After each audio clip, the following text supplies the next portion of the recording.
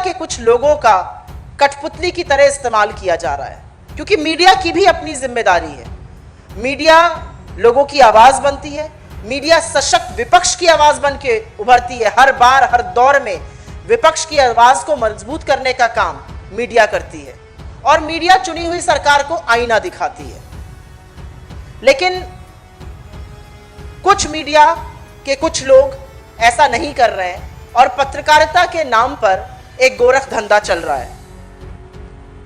मैं मीडिया पर टिप्पणी नहीं करना चाहती, क्योंकि हम सब अपने अंतःकरण में जानते हैं कौन कितने पानी में है, कौन क्या कर रहा है। लेकिन कल शाम को एक लाइव टीवी डिबेट पर बड़े दुर्भाग्यपूर्ण और अभद्र शब्दों का प्रयोग हुआ, तो मीडिया के कुछ लोगों को भी ये जवाब देना पड़ेगा कि क्या आप कुछ कठपुतली बनकर सरकार के एजेंडा को चलाने में अभी तक काम कर रहे थे, अब क्या आप सरकार की कठपुतली बनकर विपक्ष के नेताओं को गालियां दीजिएगा, अभद्र शब्दों का प्रयोग करिएगा।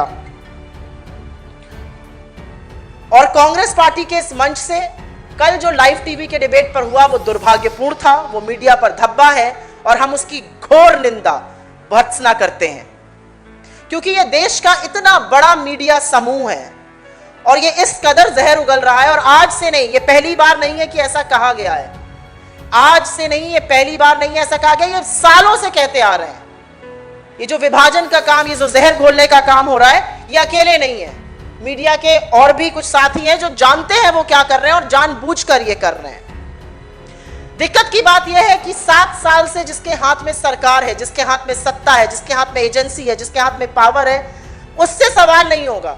सवाल आज भी विपक्ष से होगा और हमें कोई आपत्ति नहीं है। आप विपक्ष से और कड़े सवाल पूछिए, आप विपक्ष से जितने चाहिए सवाल पूछिए, क्योंकि हम सवालों से आनाकानी नहीं करेंगे, हम सवालों से भागेंगे नहीं, मुझे इससे कोई दिक्कत नहीं है।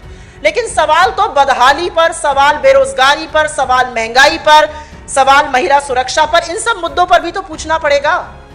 सवाल कौन से पूछे जाते हैं? जो व्हाट्सएप यूनिवर्सिटी के माध्यम से भक्त पढ़ के आते हैं और व्हाट्सएप के माध्यम से जो तथाकथित कुछ एंकर्स को, कुछ एडिटर्स को सवाल पहुंच जाते हैं, क्योंकि ये महज संयोग नहीं है कि सारे ही डिबेट एक ही टॉपिक पर होते हैं। डिबेट तो हमने भी बड़े किए टीवी चैनल पर। कहीं पर मीडिया की अपनी साख, मीडिया की अपनी विश्वसनीयता पर जब ये सवाल उठता है, तो जरूर मैं इस मंच के माध्यम से, चाहे वो एडिटर्स गिल्ड हो, चाहे वो न्यूज ब्रॉडकास्टर्स एसोसिएशन हो, जिसके अध्यक्ष रजत शर्मा जी हैं, मैं ये आह्वान करती हूं कि आप जो शब्द कल बोले गए उसके बारे में क्या टिप्पणी करते हैं, आप इसके बारे में क्या राय रखते हैं, आप इस पर कोई कार्यवाही करिएगा कि नहीं करिएगा।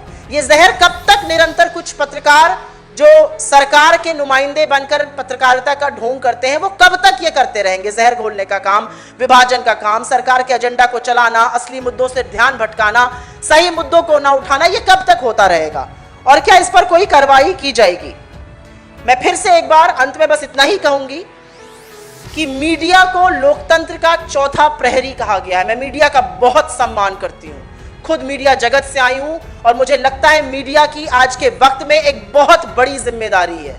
लेकिन सरकार के नुमाइंदे बनकर जो पत्रकारों के भेष में घूम रहे हैं वो गलत कर रहे हैं। लेकिन ये सिर्फ कठपुतली है सरकार को अपनी एजेंडा चलवाने के लिए। सरकार अब इनके माध्यम से विपक्ष के साथ अभद्रता और गाली गलौज तक अब करवा रही है। लेकिन जो इस मीडिया समूह के मालिक हैं, जो प्रबंधन करता है, उनसे मैं पूछना चाहती हूं, आपका इंस्टीट्यूशनल स्टैंड इस मुद्दे पर क्या है? अभी तक कोई भी इंस्टीट्यूशनल स्टैंड इस ग्रुप का नहीं आया है। वो क्यों नहीं आया है? इस ग्रुप का इंस्टीट्यूशनल स्टैंड इस पर क्या है? मैं फिर से अपनी बात खत्म करने से पहले जो कल टिप्पणी हुई उसकी निंदा भर्त्सना करती हूं, क्योंकि यह पतन का परिचायक है। यह परिचायक है कि कैसे कठपुतली बनते बनते आप इतने मोहरा बन गए सरकार के हाथों में। यह गलत है। आपको विपक्ष की आवाज बनना चाहिए, आपको आम आदमी की आवाज बनना चाहिए। आप आवाज सिर्फ चुनी हुई